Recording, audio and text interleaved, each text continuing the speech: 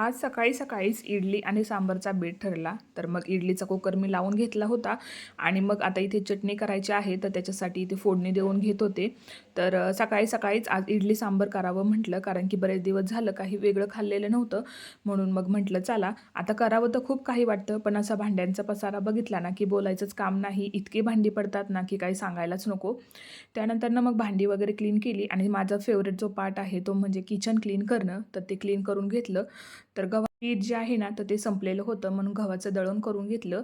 आणि आईंना उपवास होता, म्हणून मग त्यांच्यासाठी मस्तपैकी अशी लाल तिखटातली खिचडी जी आहे ना तर ती करून घेतली.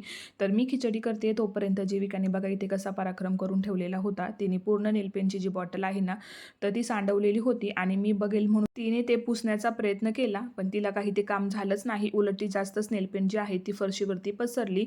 मग जी फरशी आहे ती पूर्ण क्लीन करून घेतली आणि मग घेऊन क्लासला निघाली.